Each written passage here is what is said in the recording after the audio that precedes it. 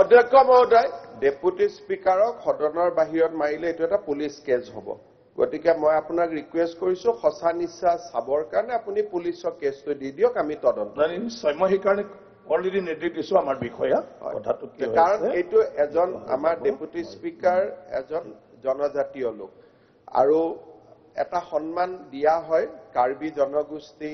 বা আমাৰ কাৰ্বি পাহাৰৰ তেখেত গাৰো জনগোষ্ঠীৰ লোক কাৰ্বি পাহাৰৰ পৰা প্ৰতিনিধিত্ব কৰিছে যদি সদনৰ বাহিৰত মাৰপিট কৰা বুলি যেটো কথা ওলাইছে মই আপোনাক ৰিকুৱেষ্ট কৰিম যে আপুনি পুলিচৰ তদন্ত কৰিব দিয়ক আমি এফআইআৰ এখন ৰেজিষ্টাৰ কৰি আমি তাৰ ওপৰত কেছ লম সঁচা মিছা যি হয় দেখা মই অধ্যক্ষ মহোদয় যেহেতু সদনৰ ভিতৰত হৈছে সেই গতিকে প্ৰথমতে আমাৰ নিজাববীয়াকে তদন্ত কৰা ভাল স্যাৰ সেই গতিকে আপুনি হাউস কমিটি দিয়ক আৰু তাৰ পিছত দোষীসকলক শাস্তি দিবলৈ আমি আৰক্ষীক স্যাৰ আপুনি ক'ব লাগিব সদনৰ সীমাৰ ভিতৰতহে ইয়াত প্ৰিভিলেজ থাকে বিল্ডিংটোৰ বাহিৰত এই হাউসটোৰ বাহিৰত যোৱাৰ লগে লগে it is a police case ইয়াত যদি কিবা হয় এইটো হাউস কমিটি দৰজাৰ বাহিৰত যোৱাৰ লগে লগে পুলিচ কেছ আৰু অধ্যক্ষ মহোদয় যেহেতু আপোনাৰ কেম্পাছত হৈছে আপোনাক মই ৰিকুৱেষ্ট কৰিম যে আপুনি এফআইআৰ এখন দিয়ক বাকি আমি তদন্ত মাননীয় অধ্যক্ষ মহোদয় মুখ্যমন্ত্ৰী মহোদয় এটা মিছলিড কৰি আছে প্ৰেছিং টপিক আৰু ক'ত গৈ আছে ডিফাইন কৰিছে কথাটো মই ইন্টাৰপ্ৰিটেশ্যনটো স্যাৰ ভালকে হওক স্যাৰ আপুনি হেতুত এটা ৰুলিং দিব লাগে মুখ্যমন্ত্ৰী মহোদয়ৰ কথাখিনি ধৰি লোৱা হওক ঠিক কৈছে আৰু স্যাৰ এই হাউস কাক কয় হাউস প্ৰেমিসেছৰ ইনক্লুড হয় নে নহয় এই গোটেই কথাখিনি স্যাৰ আপুনি এটা বিবৃতি দিলে ভাল হ'ব স্যাৰ যাতে এটা সদনৰ পৰা স্পষ্টতা যাব লাগিব আপুনি কিছাটো হ'ব নোৱাৰিব অধ্যক্ষ মহোদয় তেখেতসকলে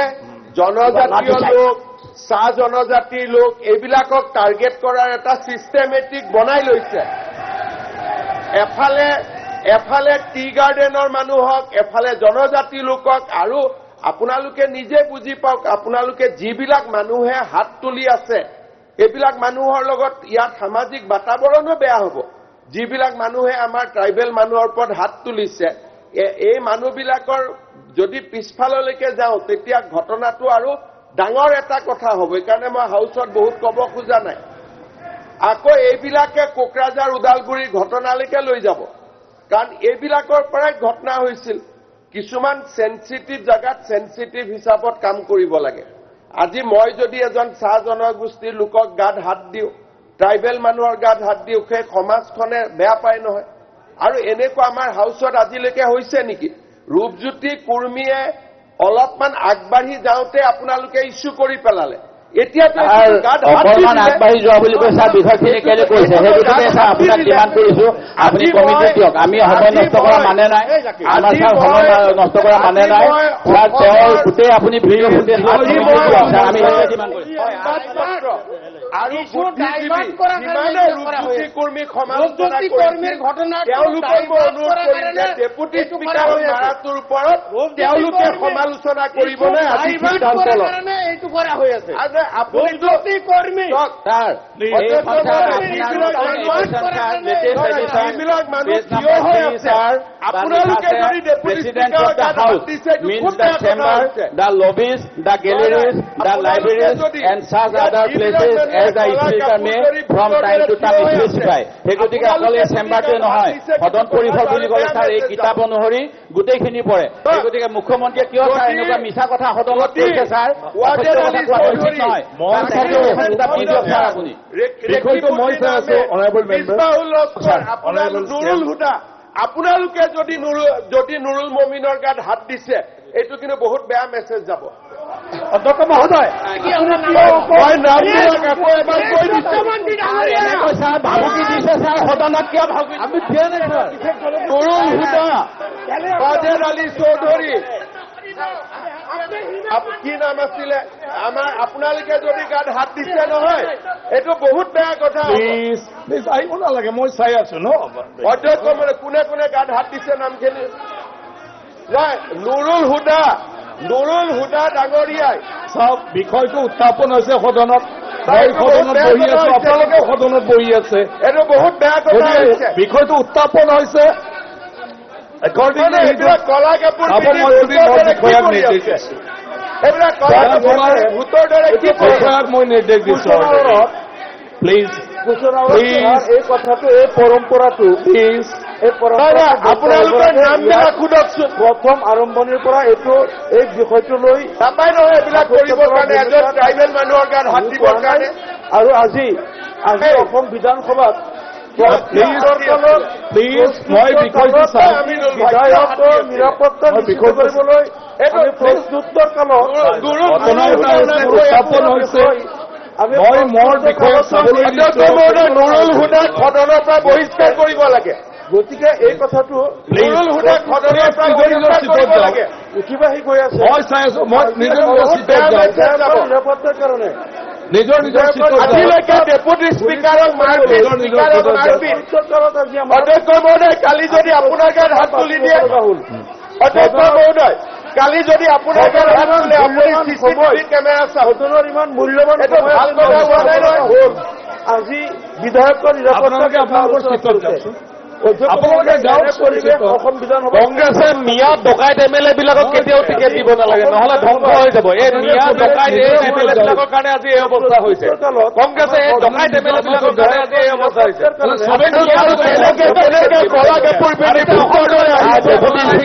মেছেজ দিছে মেছেজ কৰি তেখেতে ওলাই গৈছে সেই গতিকে আপুনি মোবাইলত কাম কি মেছেজ আহিছে কি হৈছে চাবলৈ দি আছে এনেকে ছাৰ মুখ্যমন্ত্ৰী এজন সদস্যৰ নাম লৈছে ভোটাৰ নাম কেনেকে ল'ব পাৰে ছাৰ তাত চিৰিয়াছলি তদন্ত হৈছে নেকি ছাৰ মেছেজ দিছে অঞ্চলৰ পৰা আহি পেলাই ডকাইতি কৰা এমএলএ আজি এনেকুৱা ধৰণৰ এমএলএ আহিবই নালাগে এমএলএ বিলাক আহিব নালাগে অসমৰ কাৰণে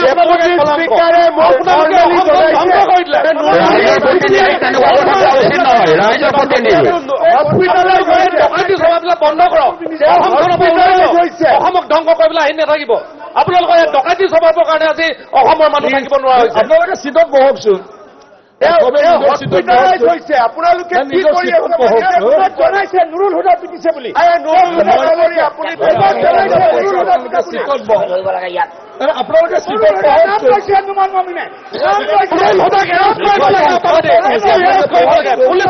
কৰিব লাগে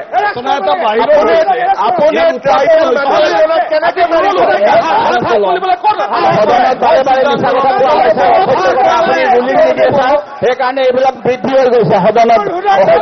কথা কোৱা ছাৰ এজন মানুহৰ তদন্ত নবহাকৈ কেনেকে অভিযুক্ত কৰিছে ছাৰ মই ডিছকাশ্যন মানে নুমল মমিন ডাঙৰীয়াই মোক হোৱাটছএপ পঠাইছে যে নুৰুল হুদাই তেওঁক মেন হেণ্ডেল কৰিছে অধিকাৰ আছে তেখেতে কিয় নকৰে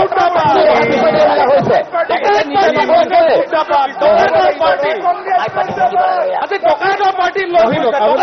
নেকি আপোনালোক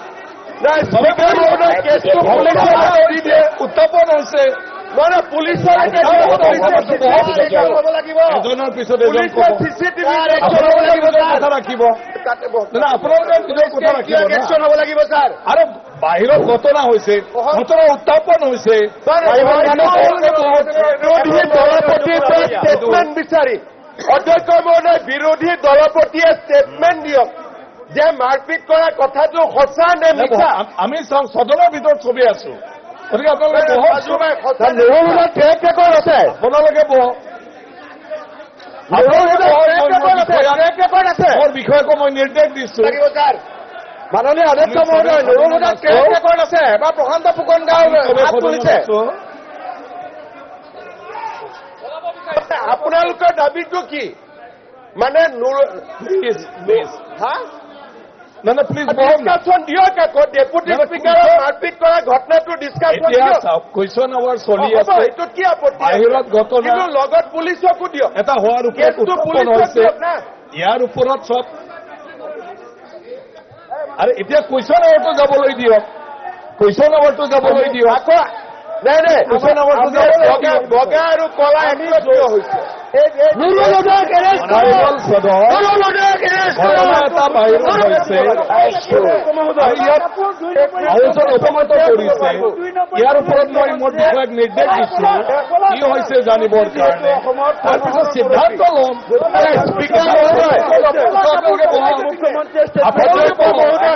আৰে মই নাজানোকে কেনেকৈ আপোনালোকে মই নাজানোকে কেনেকৈ কম আপোনালোকে কম নে আপোনালোকৰ তৰফৰ পৰা আপোনালোকে কওক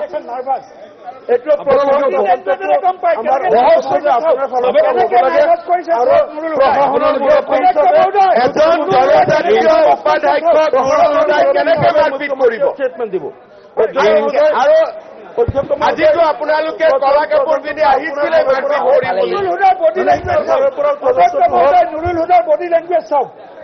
মাননীয় অধ্যক্ষ মহোদয় মই আপোনাক ৰিকুৱেষ্ট কৰিম যে আপুনি এবাৰ ডেপুটি স্পীকাৰৰ লগত ফোনত কথা পাতক আৰু যদি সঁচাই তেওঁক মাৰপিট কৰা কথাটো হয় আপুনি কেছটো অনুগ্ৰহ কৰি পুলিচক দিয়ক মই এতিয়া তদন্ত কৰিবলৈ দিছো মই নিৰ্দেশ দিছো অধ্যক্ষ মহোদয় এতিয়া কিমানটো কৰক একৰ্ডিংলি অধ্যক্ষ মহোদয় আপুনি 5 মিনিটৰ কাৰণে মাননীয় অধ্যক্ষ মহোদয় আমাক আপুনি কৈছে কুৱেশ্যন আৱাৰ যাব দিয়ক আজি কোনে ছাৰ কুৱেশ্যন আৱাৰটো ডিষ্টাৰ্ব বিধায়কে ছাৰ প্ৰশ্নটো তুলি পেলাই ডিষ্টাৰ্ব কৰিছে আৰু এই অধ্যক্ষ উপাধ্যক্ষ মহোদয় ইয়াত বহি আছে তেখেতে সেইটো ক'ব লাগে ছাৰ মই ছেক্ৰেটাৰীক নিৰ্দেশ দিছো বিষয়টোৰ ওপৰত মানে ছেক্ৰেটাৰীক মই খবৰ ল'বলৈ দিছো আৰু হাউচটো মই 10 মিনিটৰ কাৰণে এডজন কৰা হ'ল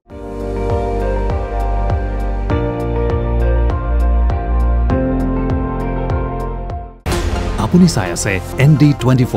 সৰ্বশ্ৰেষ্ঠ নহয় সৰ্বোত্তমৰ দৌৰত